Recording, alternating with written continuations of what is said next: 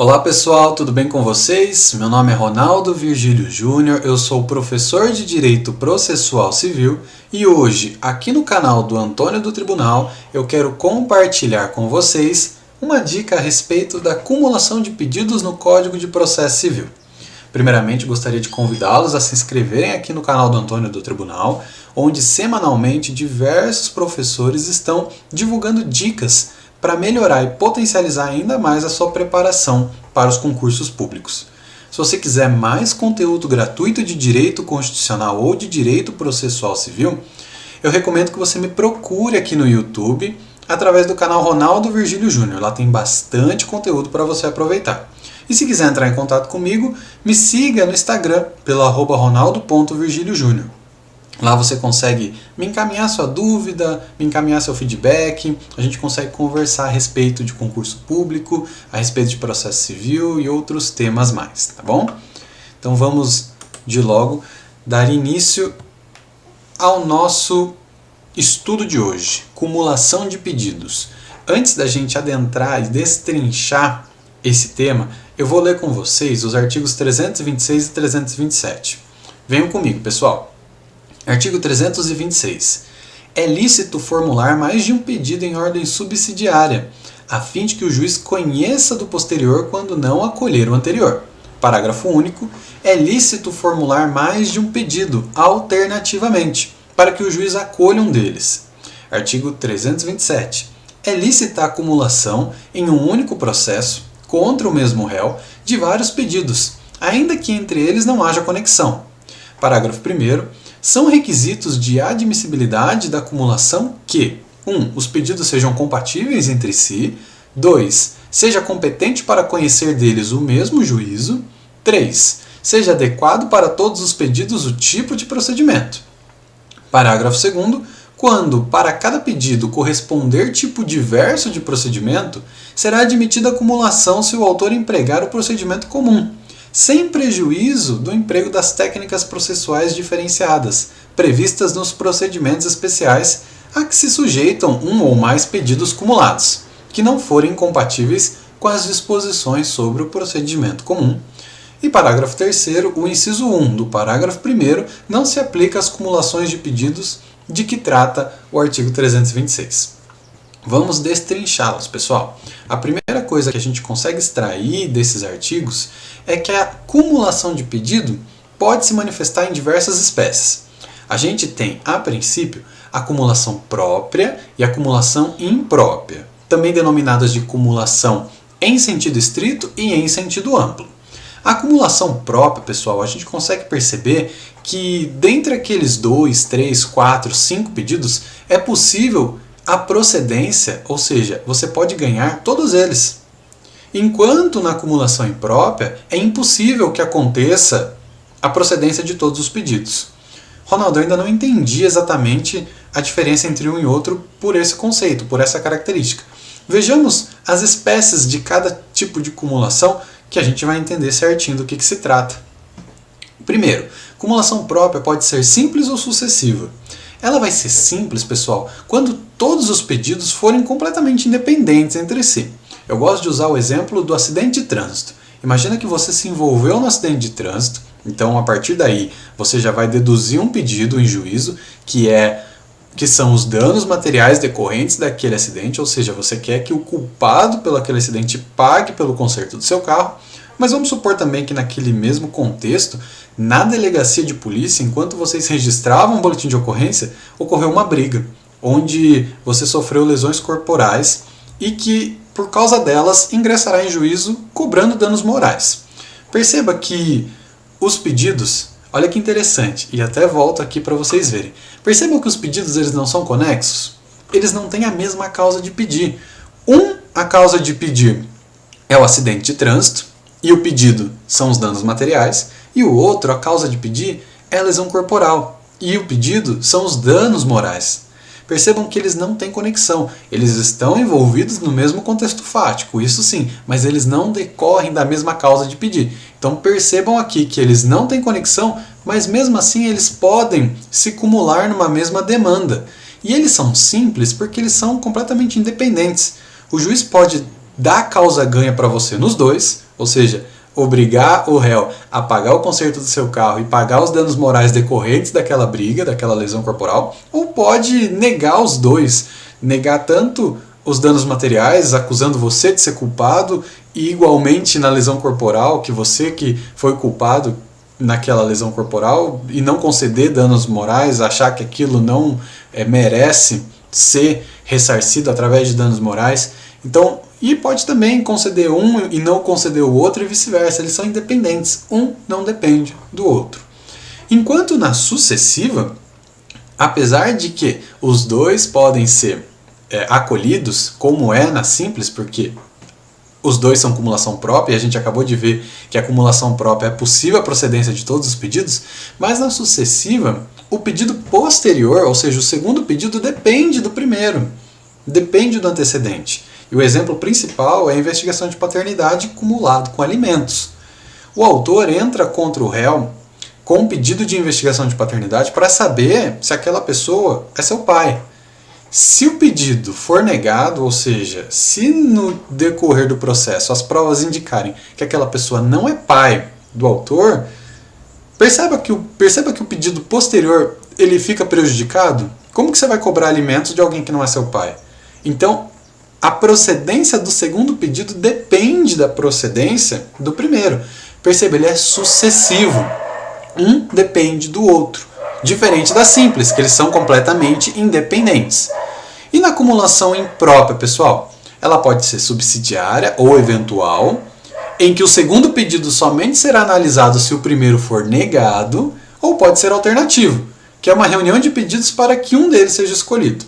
Vamos supor, aqui no exemplo da subsidiária ou eventual, o seguinte: você firmou um contrato com uma pessoa ou com uma empresa e ficou insatisfeito com aquele contrato e quer que aquele contrato seja anulado por cláusulas abusivas. Então você entra em juízo e faz o pedido. Senhor juiz, anule esse contrato. Ele contém cláusulas abusivas. Mas, se Vossa Excelência entender que não é cabível a anulação do contrato, pelo menos revise essas cláusulas. Perceba que o segundo pedido ele só vai ser analisado se o primeiro for negado. E perceba que a procedência de todos é impossível. Porque se o primeiro for concedido, não temos mais contrato. Se não temos mais contrato, não temos mais cláusulas para revisar. E se não couber a anulação, a gente aí sim, subsidiariamente, eventualmente, solicitaremos que o juiz nos conceda a revisão das cláusulas. E o alternativo, a gente escolhe. A gente coloca para o juiz escolher. É o juiz quem vai determinar, de acordo com aquilo que a gente solicitou, qual deles vai ser concedido. Percebam, é impossível a procedência de todos os pedidos. Agora, com os exemplos, ficou mais clara a diferença entre impróprio e próprio? E a diferença principalmente entre simples e sucessiva, e agora a subsidiária e alternativa? A alternativa a gente pode usar o direito do consumidor como exemplo.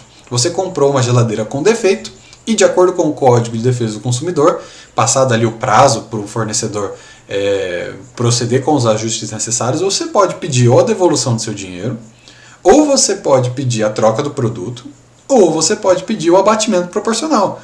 E na hora que você for deduzir essa demanda em juízo, você pode apresentar para o juiz. Olha, senhor juiz, fique à vontade para escolher se ele vai me dar uma geladeira nova, se ele vai me devolver o dinheiro ou se ele vai me dar um desconto. Escolha. Percebe? O juiz vai escolher um deles. Não vai escolher que ele te dê uma geladeira nova e que te devolva o dinheiro e ainda dê um desconto. Não faz sentido, né, pessoal? Então perceberam a diferença entre um e outro instituto. Alguns detalhes que eu quero que vocês percebam.